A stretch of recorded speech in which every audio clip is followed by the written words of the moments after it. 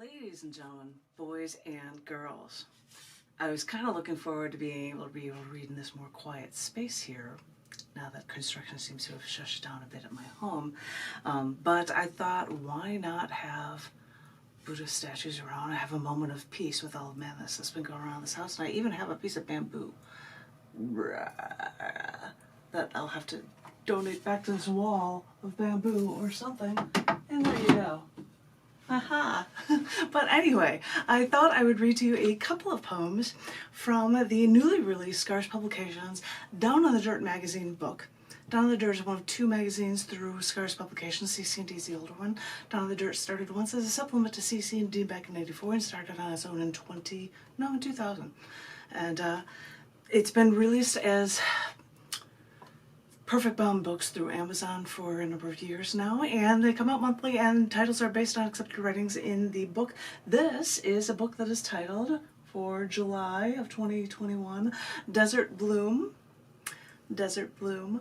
The photo is a combination of sand from, I believe, North Chicago Beach at Lake Michigan, and the flowers, I believe, are from the Galapagos Islands, and if you look really closely, there are tiny little bugs feasting on the flowers here, which is the coolest thing, because I've heard that artists would often paint portraits and have flies in them, so it's not the same thing, but it's still kind of cool nonetheless. So I thought I would share with you maybe two poems that relate to, because July 20th is when man landed on the moon, share with you a couple poems about moons. Why not, you know?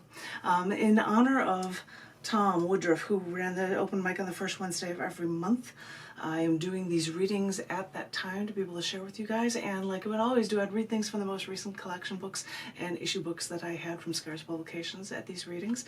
And like Tom, who would always have a billion pairs of reading glasses, I'm borrowing reading glasses for him for this. And I hope you enjoy these two poems. We'll see how this goes. This first one is titled Vastness of Just the Right Moon, and it was written on the 9th of July, which was the day that Saturn was closest and brightest to the Earth, because Saturn is opposite the Sun as seen from Earth. So this is about Saturn being lined up and closest and brightest to Earth. Vastness of Just the Right Moon. Some may say they're in love with our moon. It locks our tides and regulates our weather. This conglomeration of rock that once was derived by a collision into Earth, Mach 1. This moon is the only interstellar object humankind has walked on. But really, when it comes to love affairs with the moon for astronomy-minded types like us, we still have to fall for Titan, Saturn's moon, that most closely resembles Earth during its origins in this solar system. Titan is the largest moon of Saturn and the only moon known with a dense atmosphere. Titan's climate, which has wind and rain, creates dunes, rivers, lakes, seas, and deltas. Is this starting to sound more like Earth? And it may be one reason NASA this past day shared news that NASA's Dragonfly mission to search for life on Saturn's moon Titan. It's a good thing I saw this news on the same day that Saturn was closest and brightest to Earth, opposite the Sun as seen from Earth, making tonight what they call a full Saturn. Wow, this means that tonight is the night I have the unique opportunity to even see a different moon, one orbiting with the rings of one of the most majestic planets, one moon that shares so much history, that shares so much of a story like our own home. And when you're looking across the vastness of outer space, finding something out there that is so much like your own planet's story, well, that has to put a twinkle in your eye, and it reminds you of how easy it is to fall in love. It's an appropriate one to be able to read, especially when I've got this big Buddha statue behind me. It's on canvas, photographed by John Yatko, actually. Cool piece. But I was going to share with you one more poem, I believe, that relates to moons, and no, It's not our own moon. This is titled Zeus and Jupiter's Children. It was written on the 15th of July, which is the day in 1984 when the comet Shoemaker-Levy 9 collided into Jupiter. A lot of astronomy people know that, so sorry, that's why this was written on this day. Zeus and Jupiter's Children. When we on Earth wonder why we need gas giant planets like Jupiter and its 79 moons orbiting so far away from us, we hear the stories that these giants stopped many interstellar objects from crashing into us as our solar system formed. But now we're into our teen years in solar system terms. They don't do so much for us anymore when we're deep inside of the solar system now.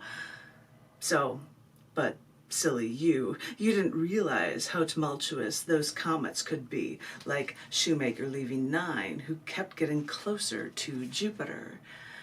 Back in '92, it flew extremely close to the planet within the orbit of Jupiter's innermost moon, Metis, flying so close that it could destroy a moon inside the planet's Roche limit. Just give it a few years, is all we astronomy types could think, and big destruction all came down and came true in '94. People make guesses. What if an interstellar object, an interstellar body, was on a crash course with Earth? We'd have to try to move its orbit because blowing it up in space would only mean that so many tiny fragments would be hitting the Earth instead.